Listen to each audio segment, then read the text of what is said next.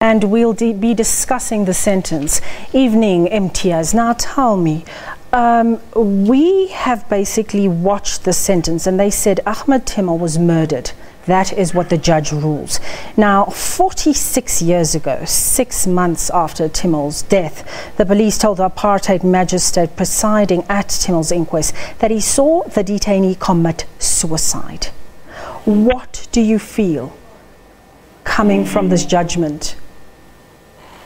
Look, I think as a family, 9 months have passed since Judge Motley made his landmark ruling on the 12th of October 2017 that my beloved uncle Ahmed Timol did not commit suicide, but he was murdered at the notorious John Foster Square police station, and that he was either thrown from the 10th floor or from the room 1026.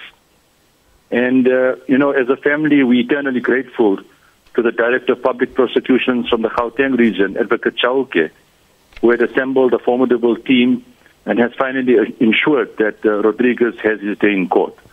So it's a very significant milestone for the Timol family and also for families throughout the length and breadth of this country, who are awaiting a similar fate, where perpetrators responsible for the killing of their loved ones finally appear in a court of law.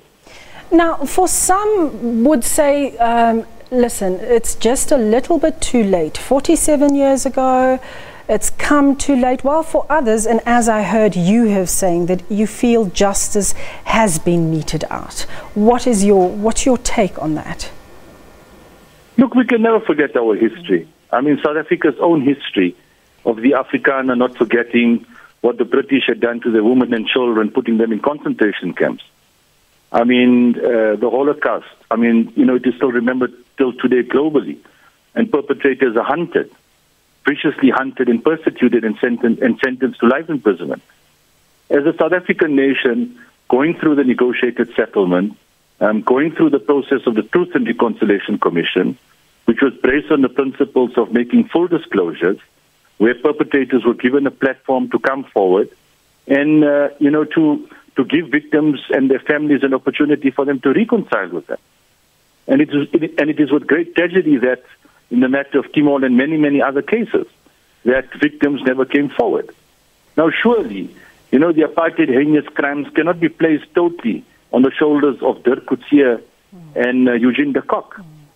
What about all the other police officers and generals that were responsible for the killing of people such as Imam Harun, Stenza Popape, Nicodemus Khawati, the Craddock 4, Guguletu 7, Ashley Creel. And, we should not forget about people that had died outside the borders of this country.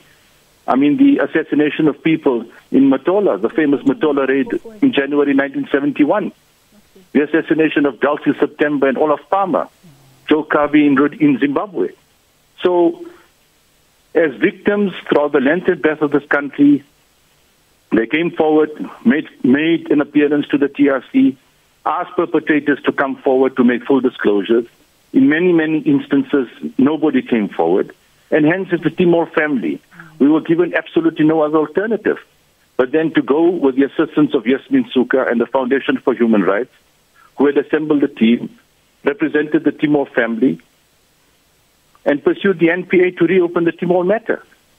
And again, 9 months later, after the landmark ruling, as a Timol family, our appeal goes out to João Rodrigues that make full disclosures.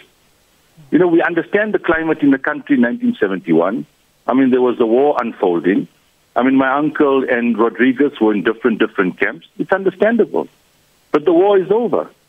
But it's a perfect opportunity for Rodrigues to make full confessions, to make full disclosure, and to demonstrate to South Africa that the reconciliation that we've been working on and talking about is not just a farce.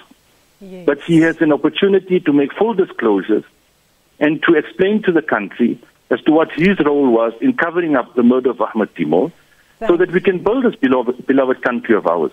That is our intention. Thank you so much. Thank you, Imtiaz Cajee. We'll definitely be following up on the story, keeping a close eye on it. We thank you very much for giving us your insights. And as we move on,